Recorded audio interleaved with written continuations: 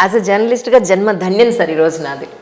ఎందుకో మీతో ఒక మంచి కాన్వర్జేషన్ చేయాలని ఏళ్ల తరబడి ఎదురు చూస్తున్న జర్నలిస్టులో నేను కూడా ఒకదాన్ని. So nice of you. నిజంగా చాలా చాలా సంతోషం. God bless you. Thank you sir. Kannayya Kittayya cinema అప్పుడు మా రావులపాలెం పక్కనే ఉన్న ఊరికి మీరు వచ్చారు, విధవేశ్వరం. అప్పుడు మిమ్మల్ని ఫస్ట్ టైం చూశాను. ఆ తర్వాత హైదరాబాద్లో జర్నలిస్ట్ అయిన తర్వాత ఎన్నిసార్లు అనుకున్నానో ఇంత గొప్ప ఆర్టిస్ట్ని నేను ఇంటర్వ్యూ చేయలేకపోయానని. అదే ఉంది, అవకాశాన్ని బట్టి అన్ని. మీరు బేసిక్గా ఇంటర్వ్యూలు చాలా తక్కువ ఇస్తారు కదా సార్, ఎందుకంటారు? మరీ ఎక్కువ ఇంటర్వ్యూలు లేదు, అవసరమైతే తప్ప. అంతేనా? అంతే, అవసరాన్ని బట్టి, అవకాశాన్ని బట్టి. కానీ ఈరోజు ఎస్పెషల్లీ మన ఇంటర్వ్యూ జనార్దన్ గారు చెప్పినట్టు ఎన్టీ రామారావు గారి సినీ వజ్రోత్సవం సందర్భంగా you are most eligible person to say anything about NT Rama Rao గారు అనేది ఆయన ముఖ్య ఉద్దేశం సార్. కానీ మీరు వారి గొడ్డజావిట్లో పుట్టడం ఏమిటి అనేది ఒక పెద్ద క్వశ్చన్, నాకు అర్థం కాలేదు అసలు. దాని గురించి అన్న ఒకసారి చెప్తారా సార్? నా ప్రాణానికి ప్రాణమైన తెలుగు ప్రేక్షక దేవుళ్ళందరికీ నమస్కరిస్తూ, విశ్వవిఖ్యాత నట సార్వభౌమ, నటరత్న, పద్మశ్రీ డాక్టర్ ఎన్టీ రామారావు గారు, ఆ పేరు వింటేనే నాకు ఒళ్ళు గగురు పొడుస్తుంది. పూర్వజన్మ సుకృతం వల్ల ఏమో కానీ మా నాన్నగారు స్కూల్ టీచర్ వల్ల నిమ్మకూరులో ఉద్యోగం పరంగా మేము వెళ్ళి నందమూరి తారక రామారావు గారి ఇంట్లో ఒకే కాంపౌండ్లో 24 సంవత్సరాలు కలిసి ఉండటం జరిగిందండి. ఆ కాలంలో మా అమ్మగారు నన్ను గొడ్ల చావిట్లో కంది.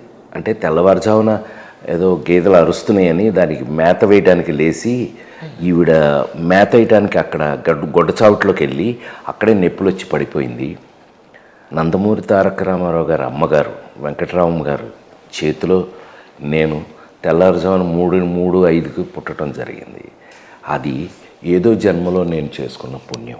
ఈ విషయం మీ అందరికి తెలుసు, మరొకసారి గుర్తు చేసుకున్నాం. అవును సార్, అవును సార్, ఎగ్జాక్ట్లీ. కానీ తర్వాత మళ్ళీ మీరు ఎప్పుడు కలిసారు సార్ ఆయన్ని? నమ్మాలి, చిన్నప్పుడు ఎప్పుడో మమ్మల్ని మద్రాసు షూటింగ్లకు తీసుకెళ్లారట. అప్పుడు జానపదం సినిమాల్లో ఏదో కత్తి ఫైట్లు జరుగుతున్నాయి, ఎప్పుడో వెళ్ళామట. నాకైతే సరిగ్గా గుర్తులేదండి. నేను ఇంజనీరింగ్ ఫస్ట్ క్లాస్ చేశాను, మీ అందరికీ తెలుసు. సెరామిక్ ఇంజనీరింగ్, పింగాణి potteries and refractories first class student నేను. అది అయిన తర్వాత ఉద్యోగానికి వెళ్ళానండి, సీరియస్గా ఉద్యోగానికి వెళ్ళా. జబల్పూర్ మా సీనియర్లు అక్కడ వర్క్ చేస్తున్నారని వెళితే మీరు నమ్మాలి, నేను ఇంజనీరింగ్ ఫస్ట్, మా నాన్న స్కూల్ టీచర్ కదండి, కొట్టి చదివించి 19 ఏళ్ళకే ఇంజనీరింగ్ అయిపోయింది. దెబ్బకి అక్కడ ఉద్యోగానికి వెళ్తే తెలుసుగా మీకు, ఫ్యాక్టరీలు, రిఫ్రాక్టరీస్ ఫ్యాక్టరీ అది. అక్కడికి వెళ్తే ఆయన తెల్లగడ్డం, పెద్ద హెయిర్, ఆయన who are you, go and send GB Rajendra Prasad అన్నాడు. I'm GB you are GB Rajendra Prasad, what's your age, అది ఇదని ఆయన అడిగి ఆయన షాక్ అయ్యాడు నన్ను చూసి. ఈడేంటి ఇంజనీరింగ్ ఫస్ట్ క్లాస్ ఏంటని. సార్ అంటేను ఆయన ఏం చెప్పాలో తెలియక పెద్ద ఆయనకి,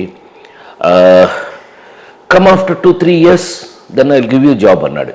అంటే 2-3 సంవత్సరాలు దాటిన తర్వాత రా, అప్పుడు ఇస్తాను ఉద్యోగం అన్నాడు. మనం అప్పటికే అలరగాళ్ళం కదా, ఇంట్లోనే చిన్నప్పటి నుంచి అలరగాను నేను. Until unless somebody give me the job how can I get the experience అన్నాను నేను. కంగారు పడిపోయాడు. నో మై డియర్, 250 మందిని మేనేజ్ చేయాలి నువ్వు అక్కడ ఫర్నెస్లో, నేను వాళ్ళు they will throw you into the furnace అన్నాడు. ఆ పనాళ్ళందరూ నిన్ను ఫర్నెస్లో బారేస్తారు, so you need some personality. చిన్న కుర్రాడు నేను, 19 ఏళ్ళకి. ఆ విధంగా మొత్తం మీద ఏది ఏమైతే నువ్వు ఉద్యోగం లేదు, ఎగ్గొట్టం, వచ్చేసాం బ్యాక్ టు విజయవాడ వచ్చేస్తే ఏం చేయాలో తెలీదు. ఇంజనీరింగ్ అయిపోయింది, ఏం చేయాలో ఉద్యోగం లేదు, ఏం లేదు, రోడ్ల వెంబడి తిరుగుతున్నామండి. కరెక్ట్గా సాయంకాలం ఊపుకుంటూ ఇంట్లో కూర్చుని ఉంటే క్యారేజ్ రెడీ అవుతుంది, ఇంటికాడ భోజనం క్యారేజ్ రెడీ అవుతుంది. ఇది ఎవరికి క్యారేజ్ పట్టుకెళ్తున్నారు. రిక్షా వచ్చింది బయట, మా నాన్నగారు రెడీ అవుతున్నారు, పంచ కట్టుకుని. ఆయన ఆ కాలం మనుషులు రెడీ అవుతున్నారు. అంటే పెద్ద ఆయన క్యారేజ్ తీసుకెళ్తున్నాం.